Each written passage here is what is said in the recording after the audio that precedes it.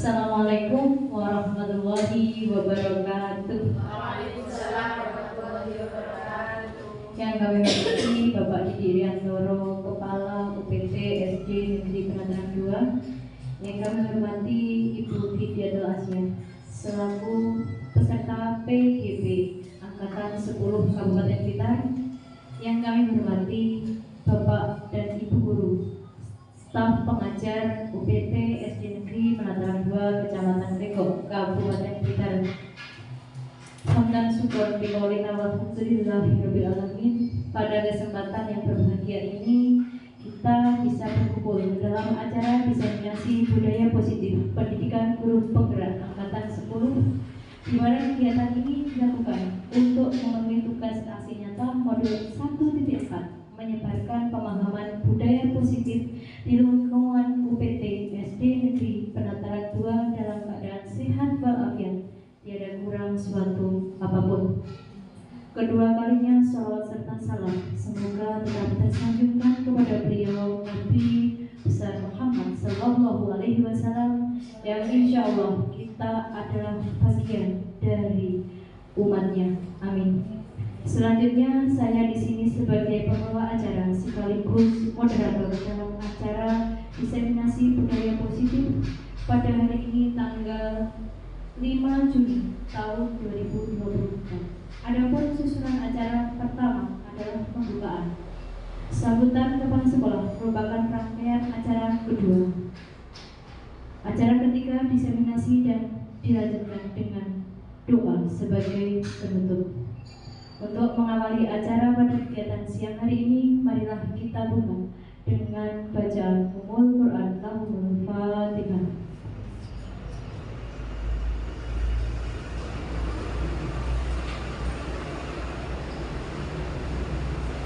Amin.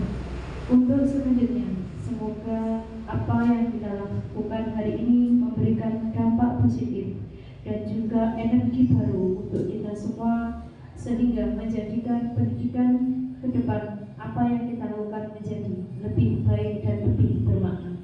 Acara selanjutnya, sambutan dari Bapak Kepala Sekolah, kepada beliau disilakan.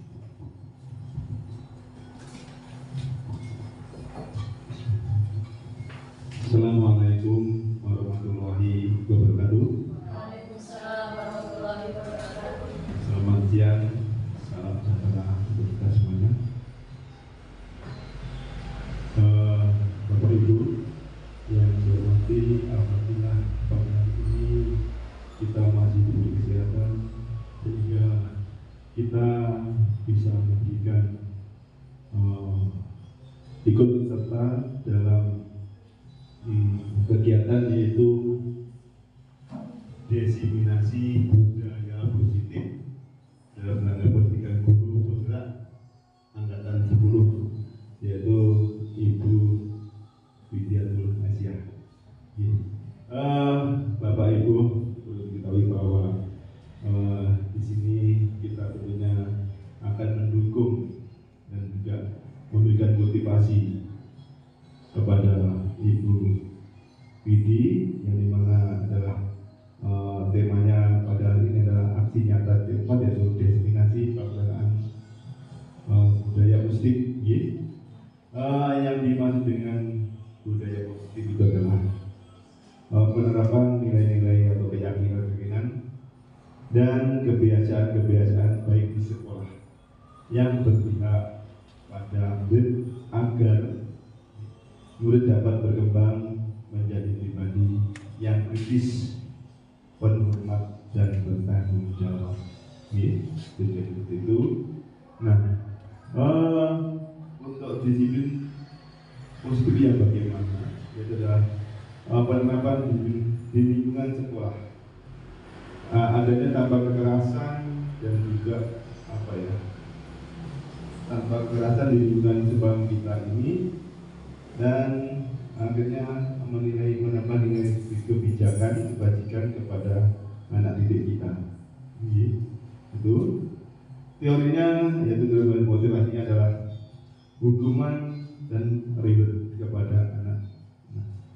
Ini perlu kita perhatikan untuk hukuman tentunya hukuman ini jangan yang negatif, yang positif sehingga dampak kepada anak itu baik dan bisa berubah menjadi baik dan juga bertanggung jawab dengan tugasnya. Yang namanya malah anak menjadi takut, kemudian jerah, kemudian sakit hati dan sebagainya. Untuk itu mohon hukuman ini benar-benar jangan mengarah pada kekerasan, sehingga anak ini akan mengubah sikap. Dan tentunya selain hukuman, tentunya ada reward atau penghargaan. Ini sangat bagus sekali kepada anak-anak kita ini, diberi dengan ucapan bagus saja, kamu baik dan sebagainya, kamu hebat dan sebagainya. Nah, anak itu akan bangga dan mengingatnya, sehingga anak itu lebih semangat lagi untuk belajar dan juga semangat dalam prestasi. Jadi itu adalah untuk dibagi kepada anak-anak kita. Dan pada dasarnya kebutuhan dasar manusia di dunia ini adalah berkualitas. Dengan adanya motivasi ini, dengan budaya positif ini, tentunya akan menambah kualitas hidup kita. Saya kira itu yang bisa saya sampaikan. Ada kurang lebihnya, dan maaf, dan wassalamualaikum warahmatullahi wabarakatuh. Waalaikumsalam warahmatullahi wabarakatuh. Demikian Bapak Ibu, kami sampaikan terima kasih kepada Pak Didik yang sudah memberikan gambaran kepada kita semua bagaimana budaya positif itu harus dilakukan dan dikembangkan di lembaga kita tercinta UPT SD Negeri Penataran 2. Bapak Ibu yang kami hormati, acara selanjutnya yaitu acara inti diseminasi budaya positif oleh beliau Ibu Widianto Asia peserta PGB Angkatan 10 Kabupaten Blitar. Kepada beliau disilakan.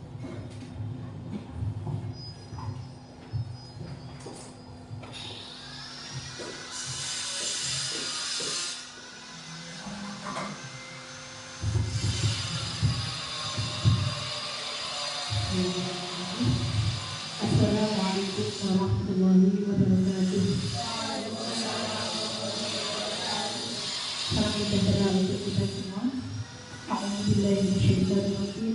Bismillahirrahmanirrahim. Assalatu wassalamu ala asyrofil anbiya'i wal mursalin sayyidina wa maulana Muhammadin amma ba'du.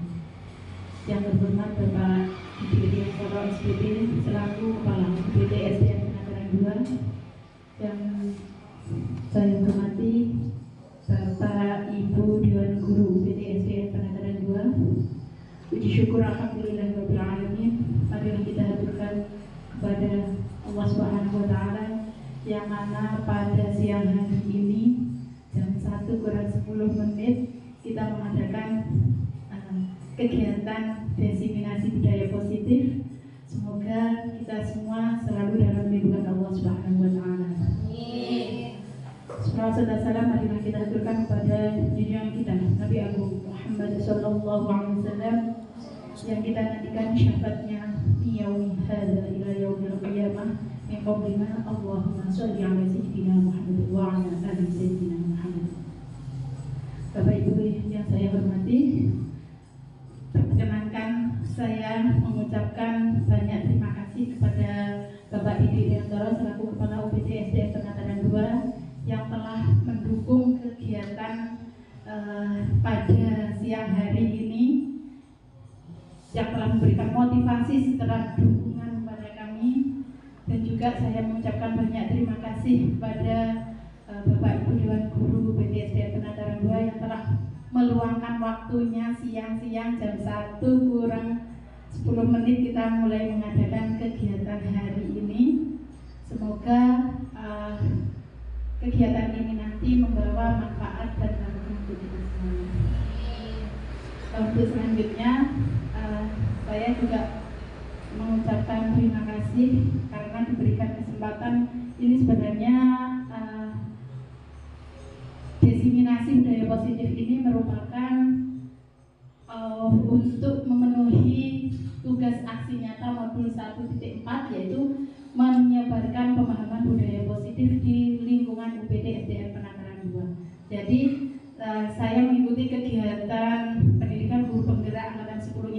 sudah sampai pada modul 1.4, yaitu tentang budaya positif. Dan aksi nyata yang saya lakukan yaitu harus mengadakan diseminasi budaya positif. Untuk itu sebenarnya saya berdiri di sini itu bukan karena saya pintar, tetapi karena saya lebih dulu mengenal budaya positif ini.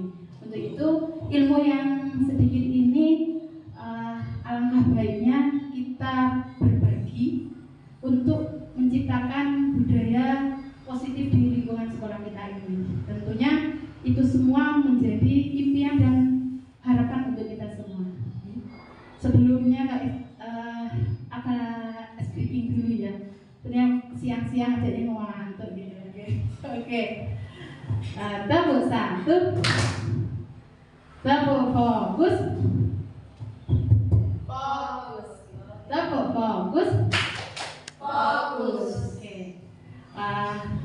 Baiklah, akan kita mulai ya kegiatan diseminasi budaya positif.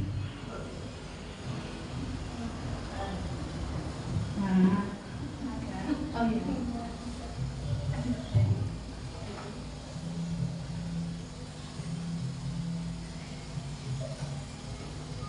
Diseminasi budaya positif.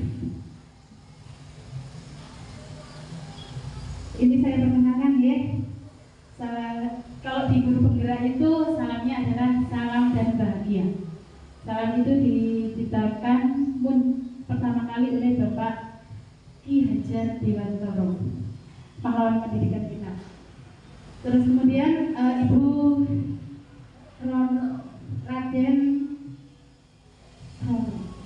Lailatul Masyurah, Bu RR Lailatul Masyurah itu merupakan fasilitator kelas 32. Terus Ibu Pujiana yang biasanya datang ke sekolah kita itu, yaitu beliau adalah pengajar praktek.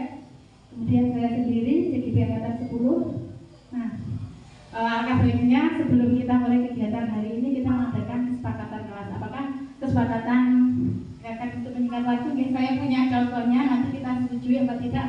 Apakah kita rubah nanti? Monggo kesepakatan kita ya. Kita membuat kesepakatan kegiatan belajar hari ini yang pertama yaitu seluruh peserta memiliki kesempatan untuk berpendapat. Jadi nanti semuanya boleh berpendapat, ya. Setuju? Atau mungkin diganti? Ya. Oke, yang kedua yaitu berpikiran terbuka dan saling menghormati. Setuju. Yang ketiga, jika ada satu peserta berbicara, maka peserta yang lain mendengarkan. Setuju. Terus yang keempat, berpendapat setelah dipersilakan. Jadi nanti ada waktunya sendiri gitu, ya. Bagaimana? Apakah perlu dirubah atau diganti? Ya, setuju. Ya, terima kasih. Untuk yang kelima yaitu berpartisipasi penuh. Namanya itu berpartisipasi kegiatan diseminasi pada siang hari ini. Terus, setuju? Setuju. Yang keenam yaitu mengikuti sesi kelas dengan perasaan yang gembira. Mungkin ada teman kita yang hari ini masih punya kesedihan atau apa gitu. Tidak ada.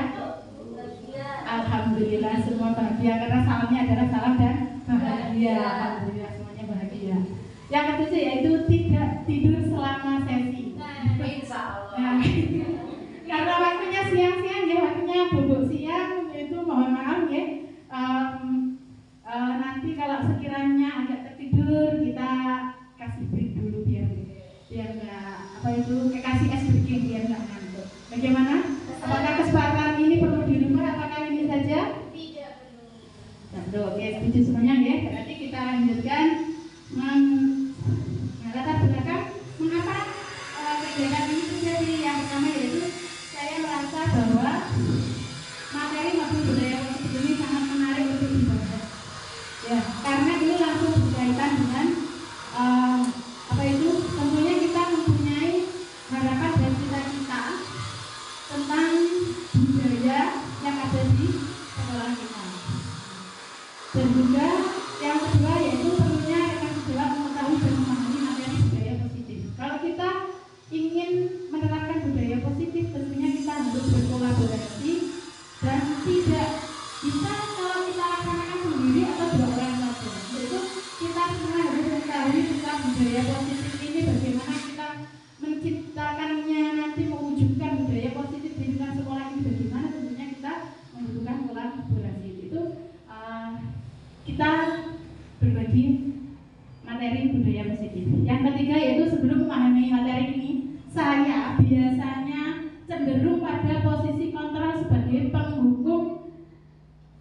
penghukum dan pembuat merasa bersalah. Jadi ketika ada anak-anak melakukan kesalahan, itu biasanya saya cenderung ke penghukum dan pembuat merasa bersalah.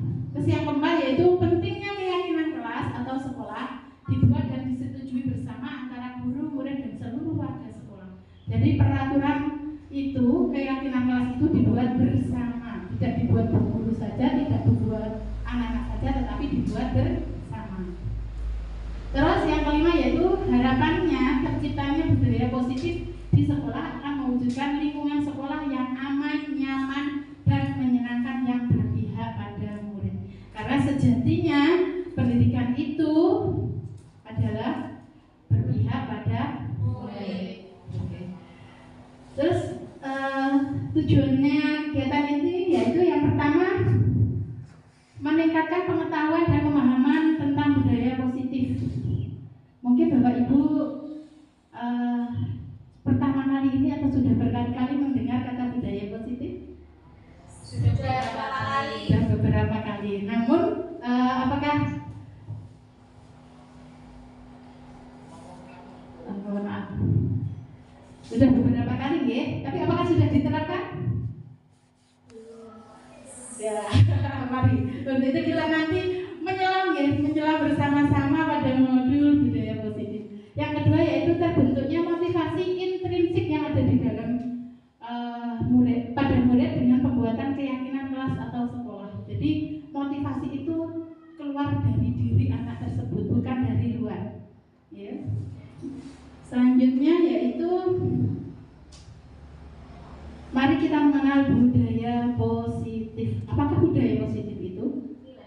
Budaya positif adalah nilai-nilai atau keyakinan-keyakinan dan kebiasaan-kebiasaan baik di sekolah yang berpihak pada murid agar murid dapat berkembang menjadi pribadi yang kritis, penuh hormat, dan bertanggung jawab. Kesadaran itu muncul dari diri anak tersebut, bukan karena diawasi ataupun bukan takut karena gurunya. Nah, tentunya kalau budaya positif ini bisa tercipta di lingkungan sekolah kita, alangkah indahnya, alangkah menyenangkannya belajar bersama. Nah, apa saja materi yang ada di budaya positif ini? Yang pertama yaitu disiplin positif dan nilai-nilai kebajikan universal. Yang kedua, teori motivasi, hukuman, penghargaan, dan restitusi. Yang ketiga, keyakinan kelas. Yang keempat, kebutuhan dasar manusia dan dunia berkualitas. Yang kelima, restitusi, 5 posisi kontrol. Apakah 5 posisi kontrol itu? Nanti kita pelajari bersama.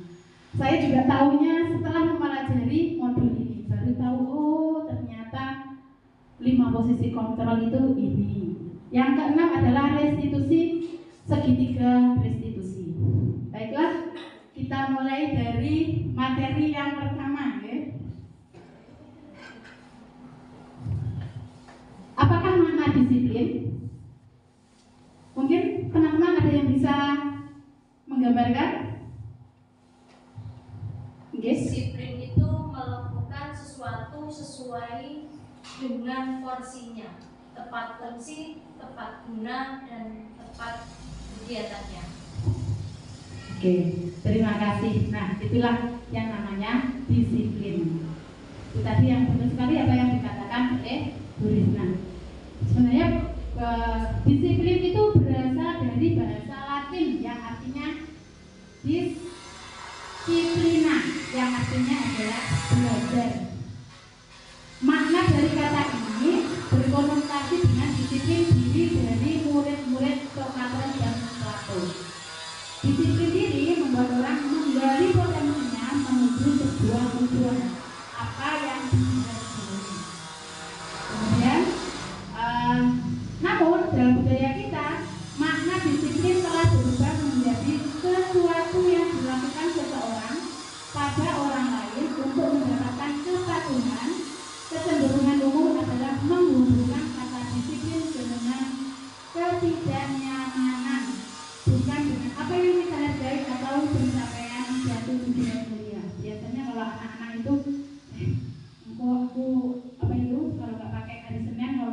baju lengkap, aku takutnya nanti dihukum. Nanti kalau aku tidak mengikuti kegiatan kelas, misalkan sholat duha berjamaah, nanti aku disuruh sholat lagi atau bagaimana gitu. Biasanya anak-anak itu kalau melakukan dengan ketidaknyamanan, tentunya mereka pasti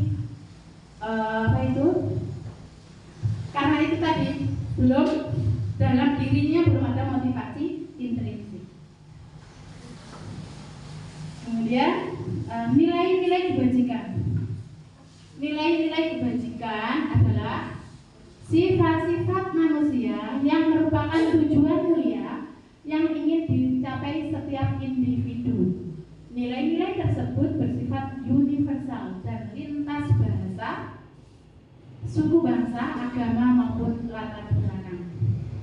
Nah, setiap perilaku atau perbuatan memiliki suatu tujuan. Itu yang dikatakan oleh Dr. William Glasser pada teori kontrol tahun 1985.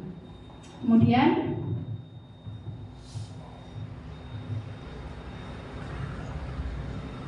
dengan mengaitkan nilai-nilai kebajikan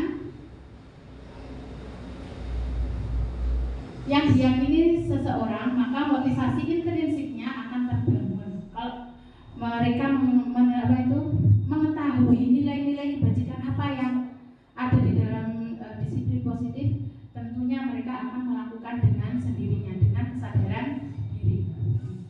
Akan muncul motivasi intrinsiknya akan terbangun, sehingga menggerakkan motivasi dari dalam untuk dapat mencapai tujuan mulia yang diinginkan. Itu menurut Diana Goosen tahun 1998. Kemudian nilai-nilai kebajikan adalah sifat-sifat positif manusia yang merupakan tujuan mulia yang ingin dicapai setiap individu.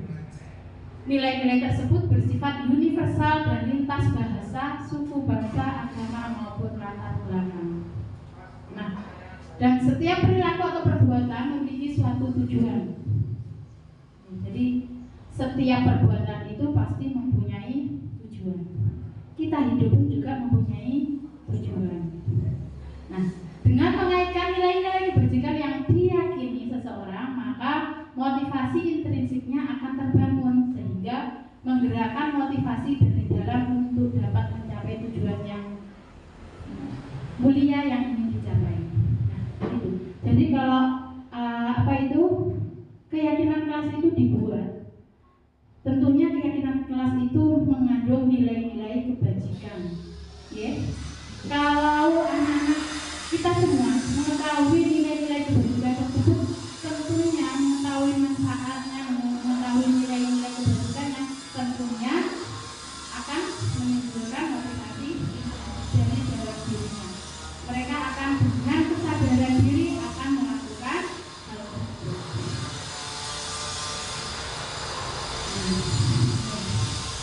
Nah, nilai-nilai kebajikan apa saja yang ingin dicapai oleh setiap anak Indonesia? Nah, biasanya nilai-nilai yang ingin dicapai oleh setiap anak Indonesia kita kenal dengan profil pelajar Pancasila. Nah, di dalam profil pelajar Pancasila ini saya rasa nilai-nilainya sudah luar biasa. Mulai dari yang pertama, beriman, bertakwa kepada Tuhan Yang Maha Esa dan berakhlak mulia. Yang kedua yaitu mandiri. Yang ketiga, bernalar kritis. Yang keempat, berkebinekaan global. Dan yang kelima adalah bergotong royong, serta yang keenam adalah kreatif. Kalau nilai-nilai kebajikan yang ada di dalam profil pelajar Pancasila ini dapat terwujud, tentunya anak-anak itu akan memiliki karakter yang positif.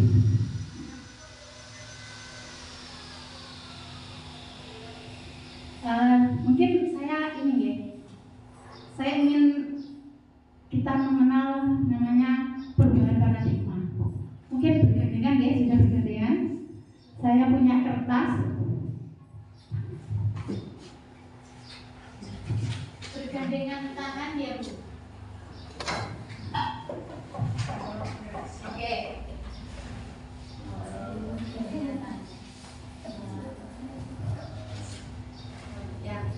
nanti salah satu yang saya kasih kertas, tuliskan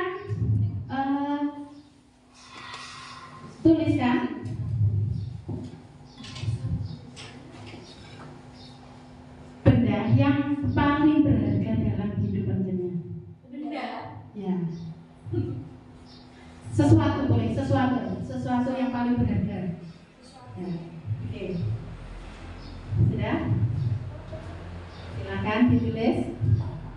Sesuatu yang berharga dalam hidup panjenengan itu apa? Secara apa? Boleh. Terserah ya. Terserah, boleh. Terserah bebas. Monggo. 1, 2, 3. Sudah? Nah, ini ya kegiatannya. Namanya kegiatan kepalan tangan. A dan B, dengan tadi berpasangan dua-dua ya. A dan B, Anda dan teman Anda, sobeklah secari kertas kecil, tuliskan benda atau sesuatu yang sangat berharga untuk Anda. Itu tadi ya, sudah saya bagi. Sudah ditulis. Kemudian letakkan di salah satu tangan Anda dan genggam benda atau sesuatu tersebut dengan segala daya. Buatlah sebuah kepalan, masukkan ke dalam tangan panjenengan. Genggam erat. Sudah digenggam erat. Kemudian teman yang B sebelahnya, teman yang B akan mencoba dengan sekuat tenaga dengan berbagai cara untuk meminta Anda memberikan benda tersebut.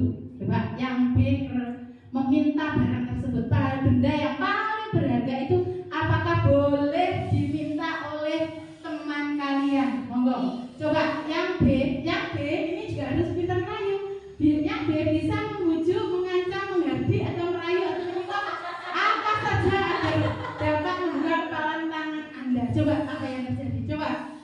Tidak boleh. Coba. Tidak boleh. Boleh menghardi, boleh. Boleh, jangan. Boleh menggunakan sekuat tenaga. Coba. Merampas. Boleh. Monggo rebutan. Saya waktu 1 menit ya.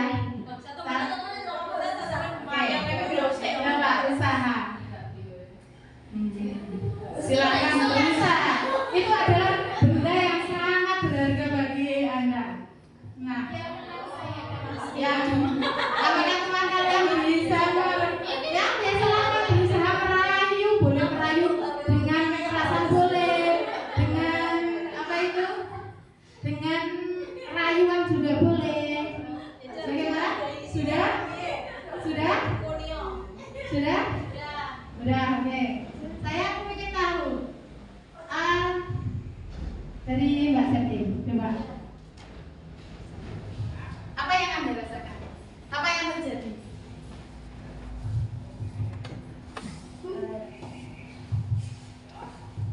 Merasa takut kalau diancam.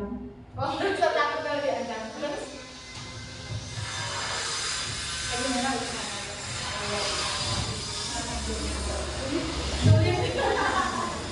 Oke. Nah, itulah namanya teori kontrol. Jadi pandangan yang memegang benda tersebut adalah yang memegang kontrol. Jadi tentunya kalau kita benda yang paling berharga, tentunya kita mempertahankan diri. Itu yang memegang peran kontrol adalah diri kita sendiri.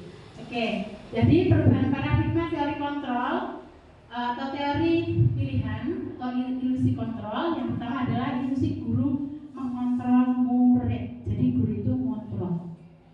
Yang kedua, ilusi bahwa kritik dan membuat orang merasa bersalah dapat menguatkan karakter.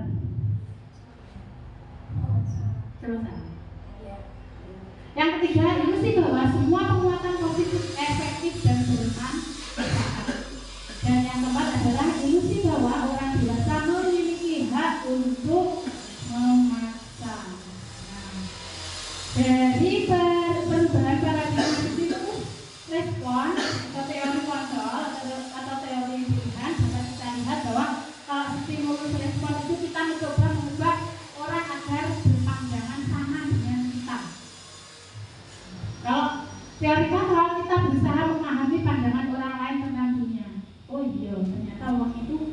setiap orang mempunyai karakter masing-masing.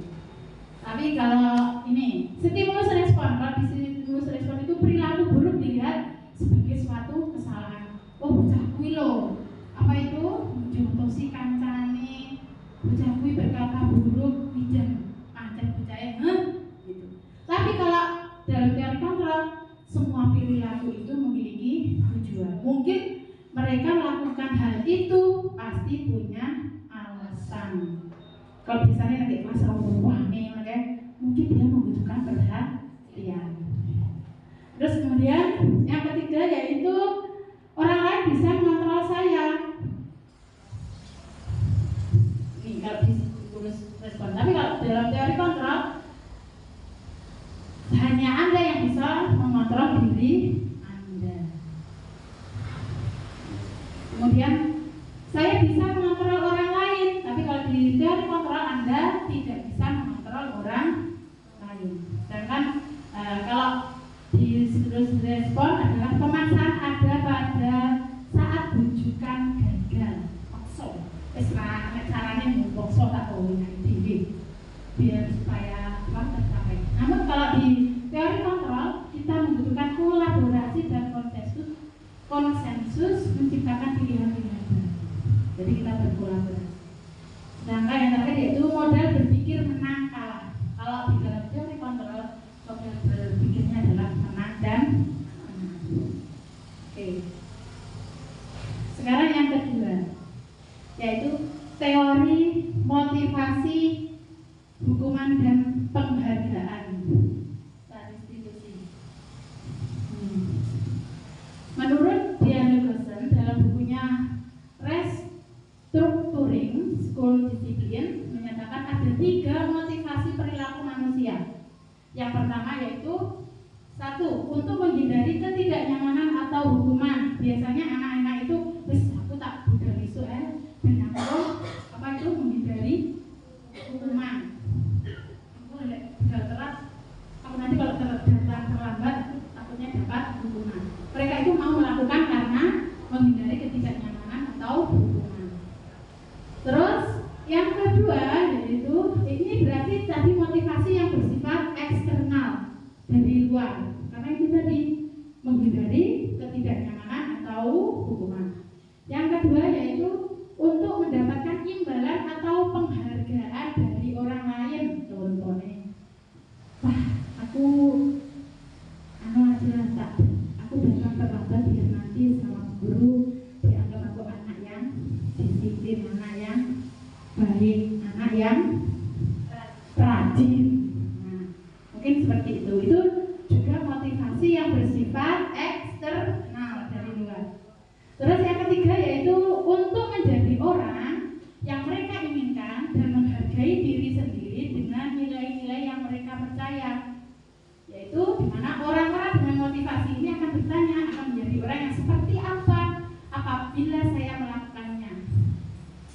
Mereka melakukan sesuatu karena nilai-nilai yang mereka yakini dan hargai, dan mereka melakukannya karena mereka ingin menjadi orang yang melakukan nilai-nilai yang mereka yakini tersebut. Dan ini adalah motivasi yang akan membuat seseorang memiliki disiplin positif, karena motivasi atau perilakunya bersifat internal bukan eksternal, karena dia menyadari dari nilai disiplin itu dia akan menyadari bahwa itu nilai-nilai kebajikan. Kalau saya disiplin tentunya pekerjaan akan cepat selesai, tidak menunda-nunda pekerjaan dan lain sebagainya.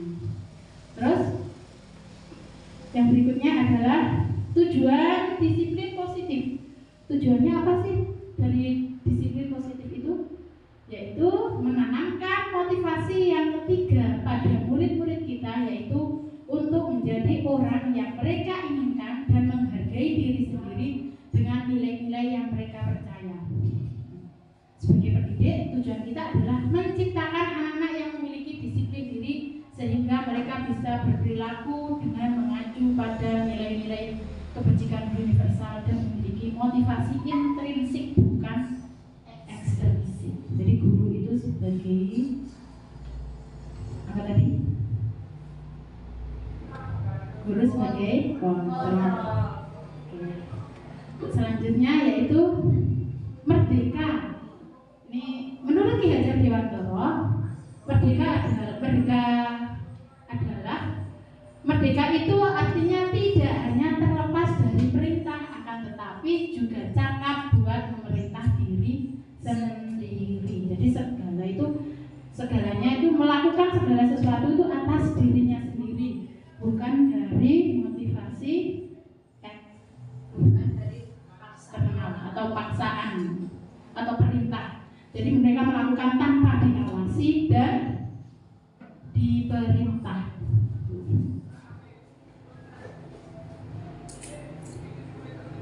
Sekarang kita mengenal tentang dihukum oleh penghargaan. Kalau menurut panjenengan, penghargaan itu baik apa buruk? Baik. Baik. Nah, ternyata setelah mempelajari modul ini, budaya positif ini, ternyata penghargaan itu berdampak ini, bahwa penghargaan berlaku sama dengan hukuman. Jadi penghargaan itu sama dengan hukuman.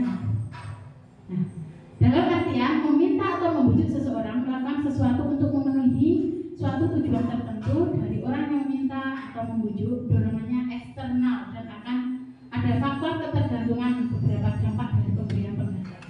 Jadi itu penghargaan itu sesungguhnya itu merupakan seperti hukuman. Karena biasanya itu tadi muncul motivasi eksternal. Wah, aku tak melakukan ini biar nanti dapat hadiah, dapat penghargaan. Nah, dari situ ternyata dari penghargaan itu muncullah beberapa pengaruh. Yang pertama yaitu pengaruh jangka pendek dan jangka panjang. Biasanya kalau lama-kelamaan biasanya teman-teman malah paling sing oleh bocah kuwi. Makanya bisa berpengaruh dalam jangka panjang dan jangka pendek. Hal itu bisa menurunkan motivasi. Yang kedua yaitu penghargaan tidak efektif. Karena tidak efektif, tidak menyeluruh semuanya akan mendapatkan penghargaan. Hanya anak-anak tertentu saja yang mendapatkan penghargaan tersebut. Terus yang ketiga yaitu penghargaan merusak hubungan. Maksudnya biasanya ini sudah ada juga ini anak didik kita ada yang berprestasi. Salah satunya mungkin punya pengalaman Menimbulkan kecemburuan antar siswa. ya, betul sekali, bisa menimbulkan kecemburuan antar siswa sehingga bisa merusak hubungan. Yang keempat yaitu penghargaan mengurangi ketepatan.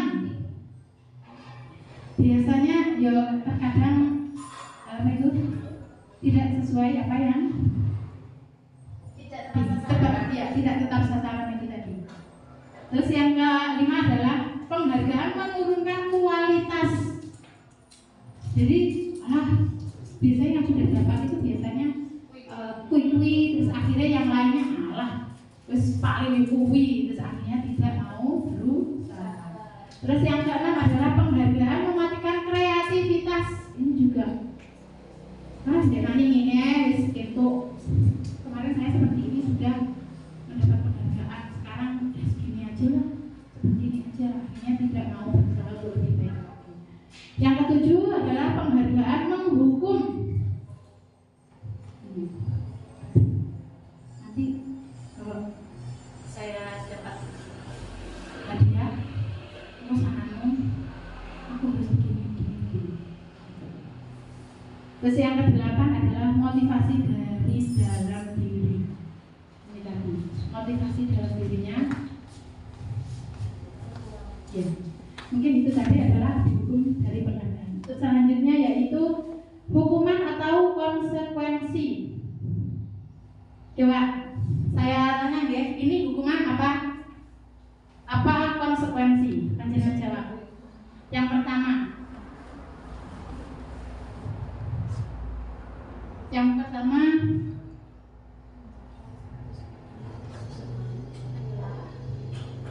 Yang pertama adalah mencatat 10 kali kali di dalam buku kalimat saya tidak akan terlambat lagi karena terlambat ke sekolah.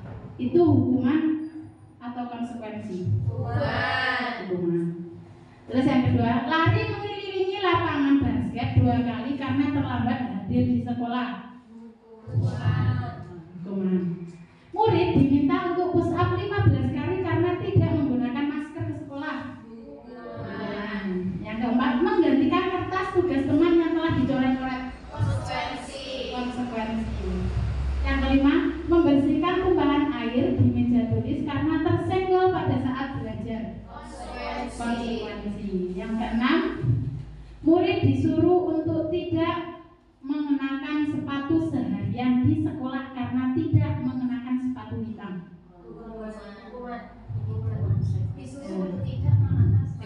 Murid disuruh untuk tidak mengenakan sepatu harian di sekolah. Ini adalah hukuman.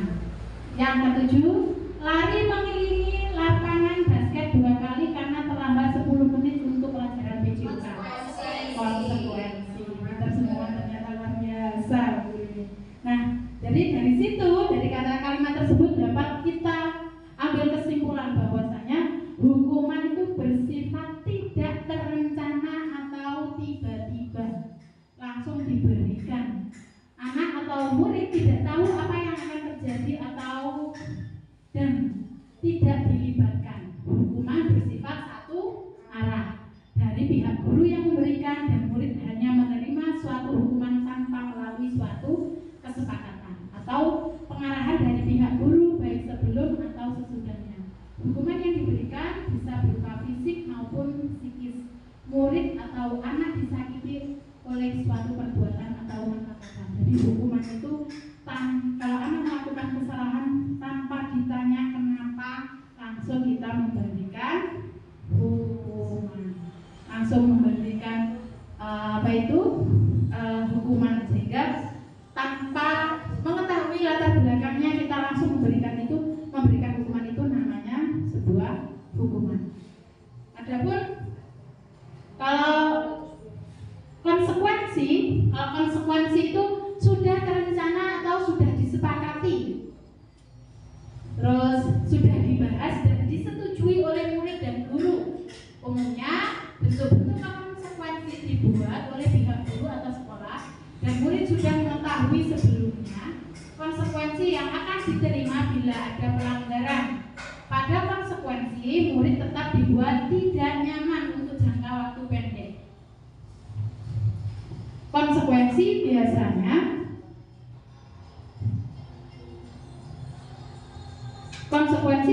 diberikan berdasarkan suatu data yang umumnya dapat diukur. Misalnya setelah 3 kali tugasnya tidak diselesaikan pada batas waktu yang diberikan, atau murid melakukan kegiatan di luar kegiatan pembelajaran, misalnya ngobrol, terus maka murid tersebut akan kehilangan waktu bermain.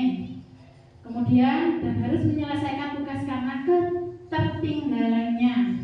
Dan peraturan dan konsekuensi yang mengikuti ini sudah diketahui sebelumnya oleh murid. Jadi sikap guru di sini senantiasa memonitor murid.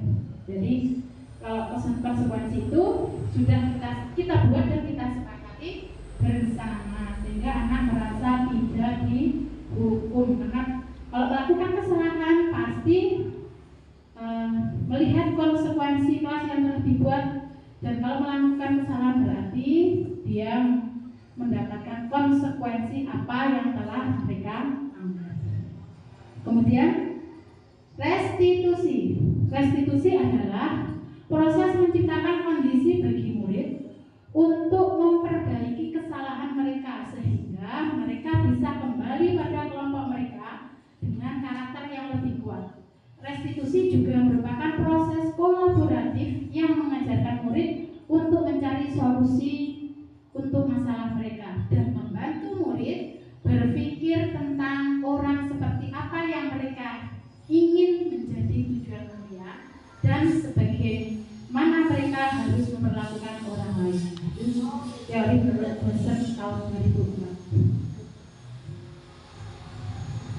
tadi. Sekarang kita menuju ke materi yang ketiga, yaitu keyakinan kelas. Sudahkah Bapak Ibu sudah melakukan keyakinan kelas, melaksanakan keyakinan kelas? Kesepakatan kelas akan Ya, bisa kesepakatan kelas, bisa keyakinan kelas. Ya. Sudah ya, sudah berjalan dengan baik? Nah, itu tadi.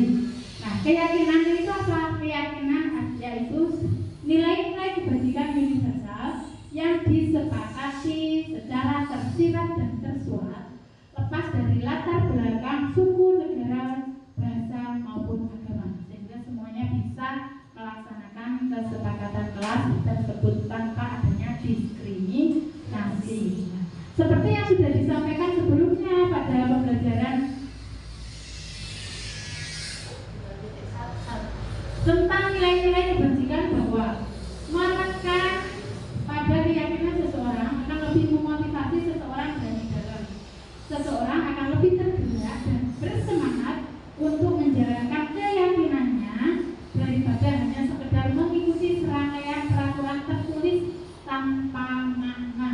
Nah, murid-murid pun demikian. Mereka perlu mendengarkan dan memahami arti sesungguhnya tentang peraturan-peraturan yang diberikan, apa nilai-nilai kebajikan di balik peraturan tersebut dan apa tujuan utamanya, dan menjadikan tidak tertarik atau takut sehingga hanya sekedar mengikuti serangkaian peraturan-peraturan yang mengatur mereka tanpa memahami tujuan mulianya.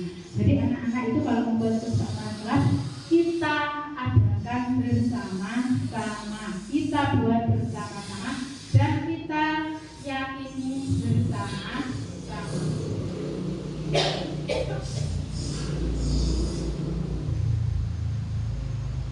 Contoh pembentukan keyakinan kelas atau sekolah. Yang pertama yaitu keyakinan kelas bersifat lebih abstrak daripada peraturan yang lebih rinci dan konkret. Jadi apa saja yang diperlukan di dalam kelas itu sesuatu yang sering kita lakukan. Jadi kita buat sebuah kesepakatan kelas. Yang kedua, keyakinan kelas berupa pernyataan-pernyataan universal. Yang ketiga, pernyataan keyakinan kelas senantiasa dibuat dalam bentuk positif. Jadi bukan dilarang, itu sudah. Itu namanya bukan positif. Cari kata-kata yang positif. Misalkan membuang sampah pada tempatnya. Ya, kalau dulu kan yang kita dengar ya, dilarang membuang sampah pada tempatnya. Padahal kata positifnya tadi apa? Membuang sampah pada tempatnya. Jadi buat kata-kata yang positif. Terus yang keempat yaitu keyakinan kelas sebenarnya tidak terlalu banyak sehingga mudah diingat dan dipahami oleh semua warga kelas. Jadi kita keyakinan kelas itu kita buat apa itu kata-katanya singkat, jelas, padat, dan mudah diingat. Kalau panjang biasanya anak itu mudah membacanya tapi mudah lupa juga. Makanya cari kata-kata yang singkat dan mudah dipahami. Kemudian keyakinan kelas sebaiknya sesuatu yang dapat diterapkan di lingkungan tersebut. Jadi keyakinan kelas itu apakah kita mampu melaksanakannya? Kalau memang kita mampu, kita laksanakan. Tapi kalau sekiranya itu membebani dan itu seperti tidak mungkin, ya tidak usah kita buat sebuah keyakinan kelas. Kemudian semua warga kelas hendaknya ikut berkontribusi dalam pembuatan keyakinan kelas lewat kegiatan curah pendapat. Jadi semua warga kelas tersebut berhak mengeluarkan pendapat. Semua bebas untuk mengeluarkan pendapat, dan pendapat itu bisa kita laksanakan bersama-sama. Kemudian yang terakhir yaitu bersedia meninjau kembali keyakinan kelas dari waktu ke waktu. Dari waktu ke waktu apakah masih relevan untuk digunakan? Kalau memang sekiranya sudah tidak relevan, ya kita perbarui lagi. Terus prosedur pembuatan keyakinan sekolah atau kelas, yaitu yang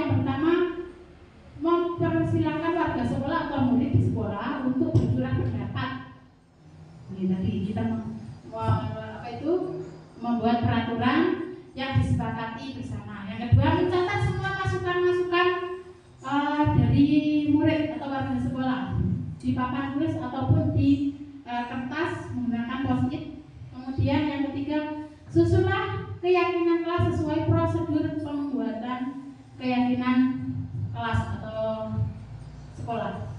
Gantilah kalimat-kalimat yang berbentuk negatif menjadi kalimat positif. Contohnya, kalau kalimat negatifnya, jangan berlari di dalam kelas atau di koridor. Kalimat positifnya, berjalanlah di kelas atau di koridor.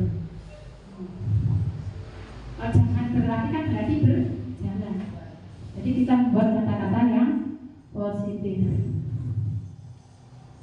Yang keempat, tinjau kembali daftar curah pendapat yang sudah dicatat. Kemudian selanjutnya tinjau ulang keyakinan sekolah atau kelas secara bersama-sama. Dan yang keenam, setelah keyakinan sekolah atau kelas selesai dibuat, maka semua warga kelas dipersilakan meninjau ulang dan menyetujuinya dengan menandatangani keyakinan sekolah atau kelas tersebut, termasuk guru dan warga sekolah atau murid. Kemudian yang terakhir, keyakinan sekolah atau kelas selanjutnya diletakkan di dinding kelas atau tempat yang mudah dilihat oleh semua warga kelas. Sudah semua Ibu? Sudah melakukan semuanya ya? Sudah ditempel ya? Ini contoh keyakinan kelas. Ini yang pertama, kelas 1. Setiap anggota kelas perlu belajar.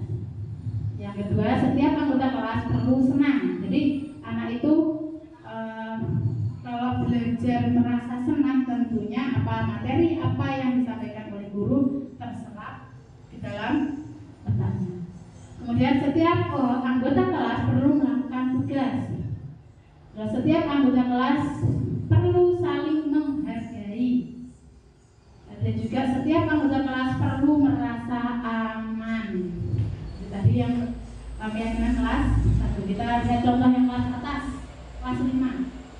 Selalu bersikap positif, baik perilaku maupun perkataannya. Makanya biasanya itu diberikan 5S.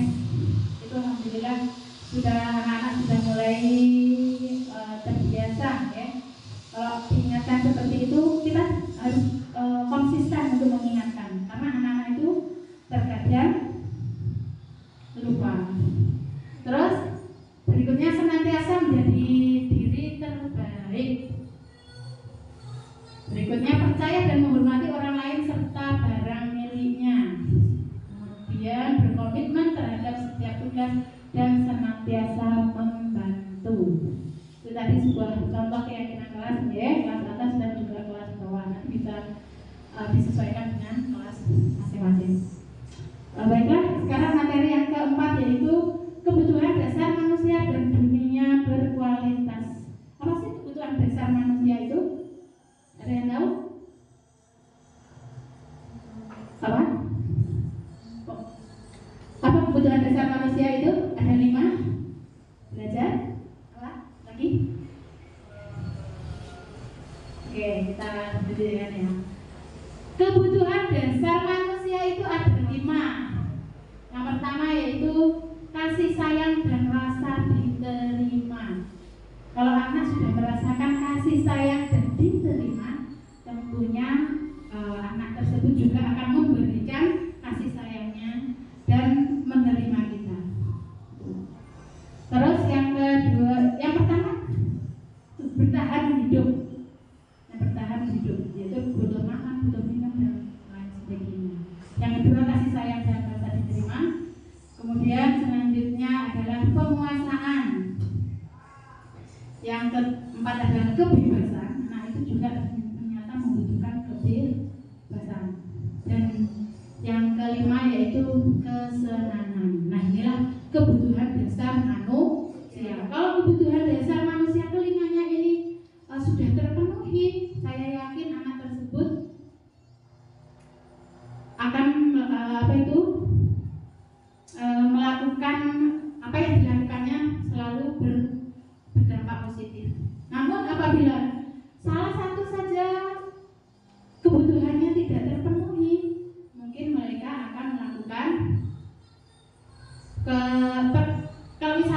kurangnya kasih sayang dan rasa diterima. Misalkan di sekolah biasanya anak-anak itu ada yang cenderung mencari perhatian. Apa itu cenderung membuat melakukan pelanggaran. Terus apa itu butuh perhatian teman-temannya dengan melakukan hal-hal yang negatif. Nah, tentunya hal tersebut kalau kita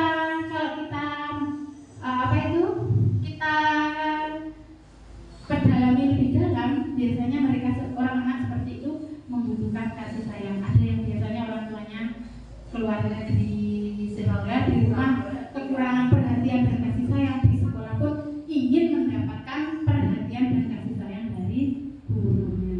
Dengan melakukan tindakan tersebut, mungkin dia akan mendapatkan kasih sayang dan dari gurunya. Terus ini tadi kebutuhan dasar manusia ada 5 ya. Kemudian dunia berkualitas. Dunia berkualitas adalah tempat khusus dalam pikiran Anda, tempat Anda menyimpan gambaran representasi dari semua yang Anda inginkan. Bisa berisi orang-orang, hal-hal dan apa saja yang terbaik dalam hidup Anda dan membuat Anda merasa bahagia dan terpenuhi kebutuhan dasar Anda. Dr. William Glasser menyebutnya seperti semacam album foto, sehingga isinya tidak akan terlalu banyak, hanya akan terdiri dari beberapa hal saja yang sangat signifikan dan benar-benar terbaik dalam hidup Anda, yang membuat hidup Anda menjadi lebih bermakna. Kebutuhan dasar bersifat lebih umum dan universal, sedangkan dunia berkualitas lebih unik dan personal. Murid kita juga mempunyai gambaran dunia berkualitas mereka. Tentunya sebagai guru, kita ingin mereka memasukkan hal-hal yang bermakna dan nilai kebajikan yang hakiki di dalam dunia berkualitas mereka. Bila guru dapat membangun interaksi yang memberdayakan dan memerdekakan murid, maka murid akan meletakkan dirinya sendiri sebagai individu yang positif dan dunia berkualitas, karena mereka menghargai nilai-nilai kebajikan. Alhamdulillah sudah pada materi yang kelima. Sepertinya kok ngantuk.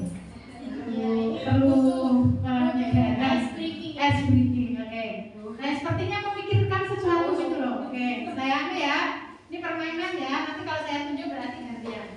Dipikir-pikir 1, 2, 3. Dipikir-pikir 1, 2, 3.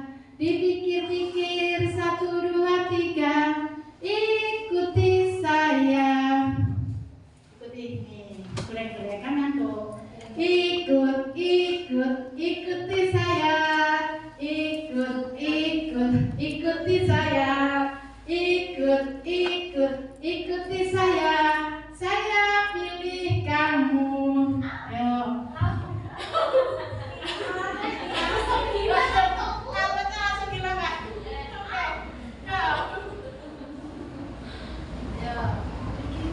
Dipikir-pikir 1, 2, 3. Dipikir-pikir 1, 2, 3. Dipikir-pikir 1, 2, 3. Ikuti saya.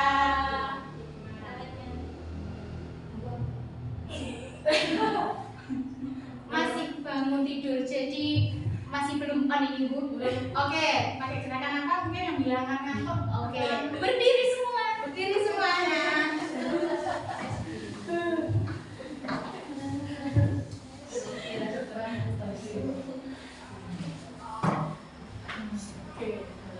Oke, nanti kalau saya bilang kepala, berarti yang ditunjuk kepala. Kalau yang saya bilang hidung, ya sesuai yang saya bilang. Oke? Siap? Siap. Kepala, pundak, lutut kaki, lutut kaki. Kepala, pundak, lutut kaki, lutut kaki. Sudah itu saja. Terima kasih teman-teman guru. Oke, yang sudah hilang kita lanjut ke materi yang 5 ya. Coba kita ada di posisi mana ini? Nih kata pemantinya. Nih sebagai penghukum. Di dalam 5 posisi kontrol itu apa saja? Nah, yang pertama adalah posisi penghukum.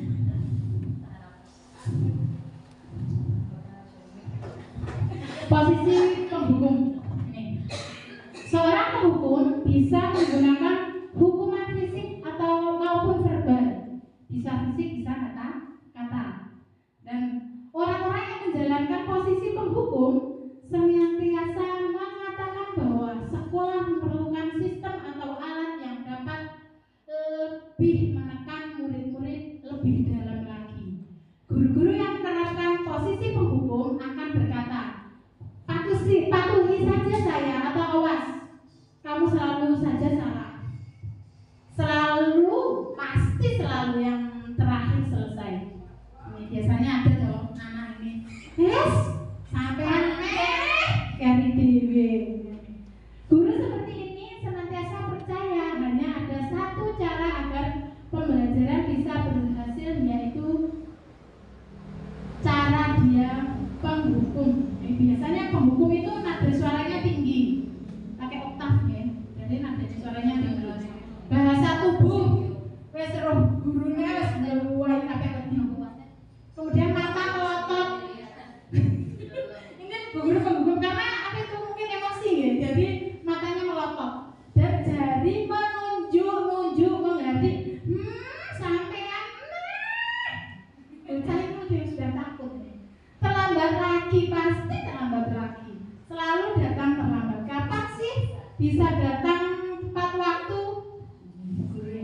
Tanyakan pada diri Anda, bagaimana perasaan murid bila diberi kata-kata seperti itu. Nah, tentunya kemungkinan murid ada yang marah, ada yang dendam, ada juga, bisa juga sesuai kembali duduk, murid tersebut akan mencoret-coret bukunya dan menulis meja tulisnya. Karena itu tadi emosinya dia sebenarnya marah. Lebih buruk lagi, sepulang sekolah murid terlihat motor atau mobil ini. Wah, panas ini kalau murid menggores kendaraan mobil gurunya. Karena berarti dari sini dapat kita simpulkan bahwa anak itu sesungguhnya hatinya terluka. Nah, maka apakah kita ada di posisi ini? Jangan sampai. Terus yang kedua yaitu pembuat merasa bersalah. Pada posisi ini biasanya guru akan bersuara lebih lembut.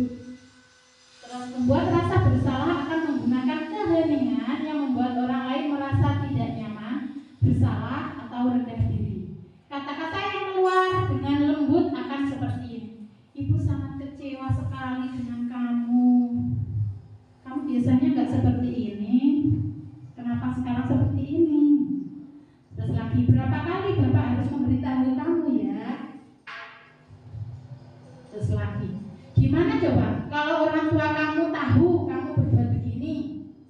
Nah, di posisi ini murid akan memiliki penilaian diri yang buruk tentang diri mereka. Murid merasa tidak berharga dan telah mengecewakan orang-orang yang disayangi. Biasanya pembuat merasa bersalah ini nadanya suaranya melas, halus, sedih, bahasa tubuhnya merapat pada anak dan lesu. Andi, ini contohnya. Andi, kamu ini bagaimana ya? Kamu sudah berjanji dengan ibu tidak akan terlambat lagi. Kamu kenapa ya? Senang sekali mengecewakan ibu. Ibu benar-benar kecewa sekali. Coba, kalau murid begitu kan, bagaimana perasaannya? Tentunya ini, murid akan merasa bersalah dan bersalah telah mengecewakan ibu atau bapak gurunya.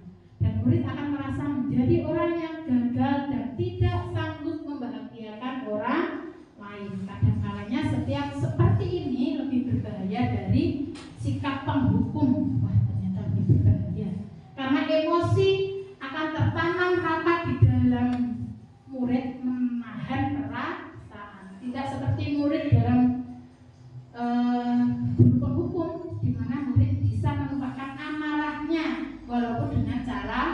negatif. Nah, ini biasanya anak-anak yang mempunyai murid yang merasa bersalah itu cenderung yang ditakutnya adalah psikisnya, psikologisnya. Ini sangat membahayakan. Kemudian yang ketiga, guru pada posisi yang ketiga adalah teman. Yang pertama tadi adalah guru sebagai posisi penghukum, yang kedua merasa bersalah, yang ketiga adalah teman. Nah, guru pada posisi ini tidak akan menyakiti murid, namun akan tetap berupaya mengontrol murid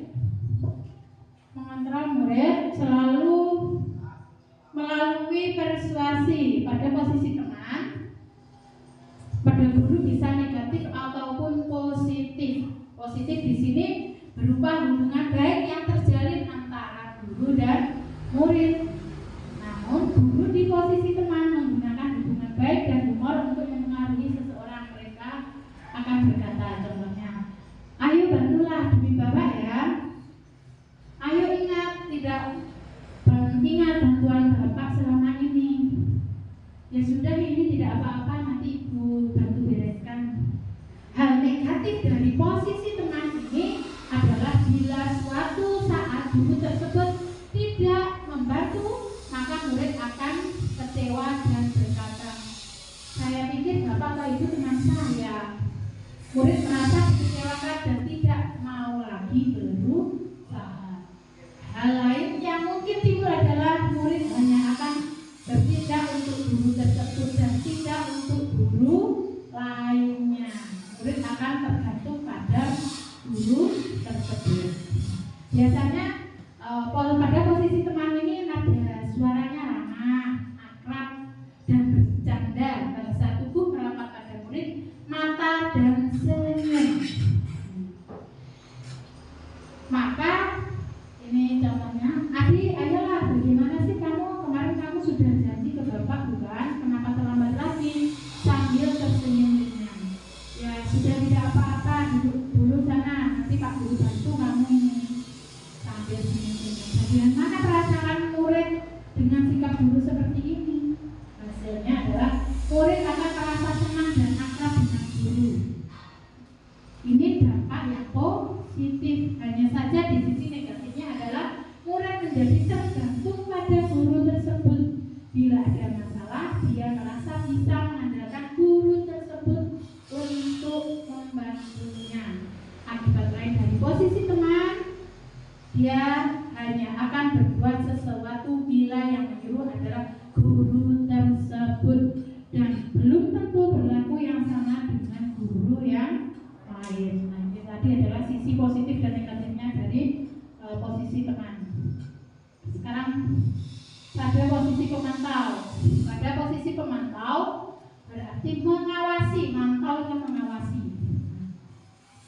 Kita bertanggung jawab atas perilaku orang lain yang kita awasi. Posisi pemantau berdasarkan pada peraturan-peraturan dan konsekuensi dengan menggunakan sanksi atau konsekuensi. Kita dapat misalkan hubungan pribadi dengan murid sebagai seorang yang menjalankan posisi pemantau. Ini contohnya, peraturan apa yang telah kamu lakukan, sanksi atau konsekuensi apa. Nah, dari hasil pemantau ini biasanya murid memahami konsekuensi yang harus dijalankan karena telah melanggar salah satu peraturan sekolah. Guru tidak menunjukkan suara marah atau membuat rasa berbuat salah, namun murid tetap dibuat tidak nyaman dengan harus tinggal di kelas untuk melaksanakan tugasnya. Nah, pada posisi ini guru harus memantau murid pada saat melaksanakan tugas di jam istirahat itu tidak menyenangkan. Biasanya anak cenderung tidak suka. Nah, yang terakhir yaitu yang keenam adalah posisi manajer. Nah, ini coba posisi manajer itu seperti apa? Ini posisi yang terakhir adalah posisi manajer. Adalah posisi di mana guru berbuat sesuatu bersama dengan murid, mempersilahkan murid mempertanggungjawabkan perilakunya, mendukung murid agar dapat menemukan solusi atas permasalahannya sendiri. Seorang manajer telah memiliki keterampilan di posisi teman maupun pemantau. Dengan demikian bisa jadi di waktu-waktu tertentu kembali kepada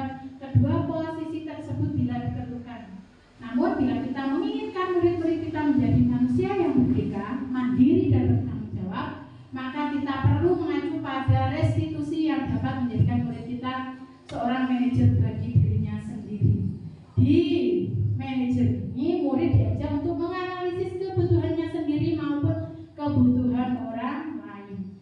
Di sini penekanan bukan pada kemampuan membuat konsekuensi, namun dapat berkolaborasi dengan murid bagaimana memperbaiki kesalahan yang ada. Nah, ini adalah posisi yang paling pas, ya. Nah, ini saya sudah melaksanakan kemarin saya sudah melaksanakan pada mungkin teman-teman sudah pernah melaksanakannya namun belum mengetahui di posisi mana. Coba, dan setelah kita mengetahui tadi kan ada 5 posisi kontrol, ya. Yang pertama adalah pemantau, kedua pembuat merasa bersalah, yang ketiga adalah teman, yang keempat adalah pemantau, dan yang kelima adalah manajer. Ya, ini tentunya kita diharapkan pada posisi manajer. Kemudian pada posisi manajer, maka suara guru sebaiknya halus, tidak perlu marah, tidak meninggikan suara, apalagi menunjuk-nunjuk jari ke murid, berkaca pinggang atau bersikap seolah-olah menyesal. Maka tampak sedih sekali akan perbuatan murid ataupun bersenda gurau menempatkan diri sebagai teman murid. Nah, fokus ada pada murid, bukan untuk pembagian guru atau orang tua. Murid sudah bisa mengetahui adanya suatu masalah dan sesuatu perlu terjadi. Bila guru mengambil posisi pemantau, guru akan melihat apa konsekuensinya, apa peraturannya. Namun pada posisi manajer, guru akan mengembalikan tanggung jawab pada murid untuk mencari jalan keluar permasalahannya, tentu dengan bimbingan guru. Yang terakhir adalah segitiga restitusi.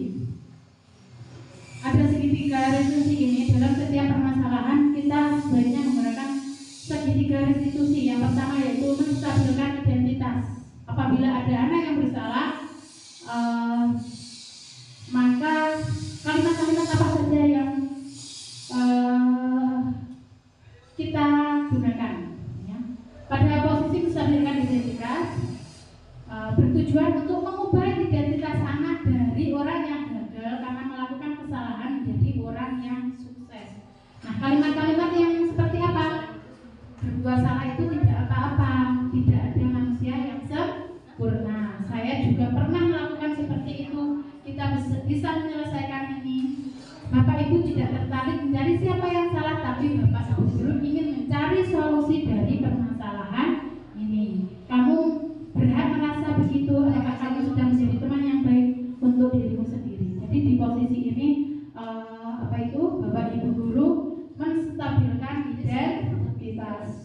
Kemudian yang kedua yaitu validasi kesalahan. Menurut teori kontrol, semua tindakan manusia baik atau buruk pasti memiliki maksud atau tujuan tertentu. Seorang guru yang memahami teori kontrol pasti akan mengubah pandangannya dari teori stimulus respons ke cara berpikir proaktif yang mengenali tujuan dari setiap tindakan. Nah, pada kalimat-kalimat di bawah ini yang mungkin terdengar asing bagi guru, namun bila dikatakan dengan nada tanpa menghakimi akan memvalidasi kebutuhan mereka. Contohnya, padahal kamu bisa melakukan yang lebih buruk dari ini. Kamu pasti punya alasan mengapa melakukan ini. Terus kamu patut bangga pada dirimu sendiri karena kamu telah melindungi sesuatu yang penting buatmu. Kamu boleh mempertahankan sikap itu, tapi kamu harus mendapat sikap yang baru. Kemudian yang terakhir yaitu menanyakan keyakinan. Teori kontrol menyatakan bahwa kita pada dasarnya termotivasi secara internal ketika identitas sukses telah tercapai dan tingkah laku yang salah telah divalidasi, maka anak akan siap untuk dihubungkan dengan nilai-nilai yang ada, yang dia percaya dan berpindah menjadi orang yang dia inginkan. Pertanyaan-pertanyaan di bawah ini menghubungkan keyakinan anak dengan keyakinan kelas atau keluarga. Contohnya, apa yang kita percaya sebagai kelas atau keluarga? Apa nilai umum yang kita telah sepakati? Kemudian apa yang kita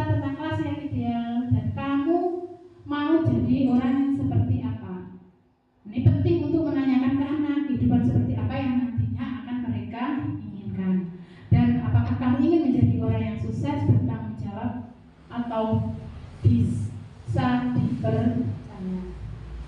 Nah, mungkin dari sini, alhamdulillah materinya sudah habis. Mungkin ada pertanyaan atau masukan dari teman-teman? Sudah pas. Jadi kita sebagai guru adalah menjadi pada posisi manajer dengan melakukan segitiga restitusi. Yang pertama tadi yaitu menstabilkan identitas, yang kedua validasi tindakan salah, dan yang ketiga adalah menanyakan keyakinan. Dengan seperti itu, dengan pembiasaan seperti itu, insya Allah anak-anak akan mengambil nilai-nilai kebajikan dari setiap keyakinan kelas ataupun kesalahan yang telah dilakukan.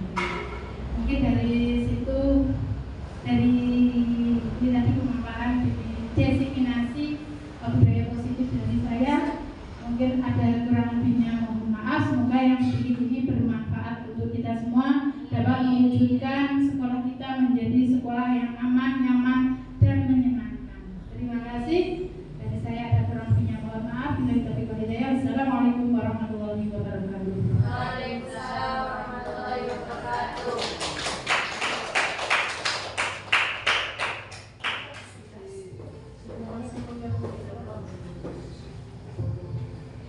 Alhamdulillahirrahmanirrahim. Bapak Ibu guru, kita telah sampai pada penghujung acara yang pada akhirnya kita tadi sudah mempelajari seperti apa peran kita yang harus kita ambil.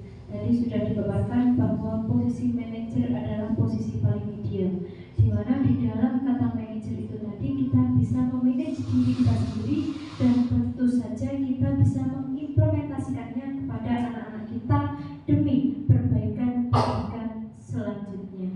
Terima kasih Bu Widi atas kegiatan diseminasi hari ini. Tentunya itu sangat membawa dampak positif bagi kita, dan semoga kita bisa menjadi seorang pendidik yang lebih berkarakter dan juga terus belajar meskipun sudah mengajar. Sekian dari saya. Wassalamualaikum warahmatullahi wabarakatuh. Waalaikumsalam warahmatullahi wabarakatuh.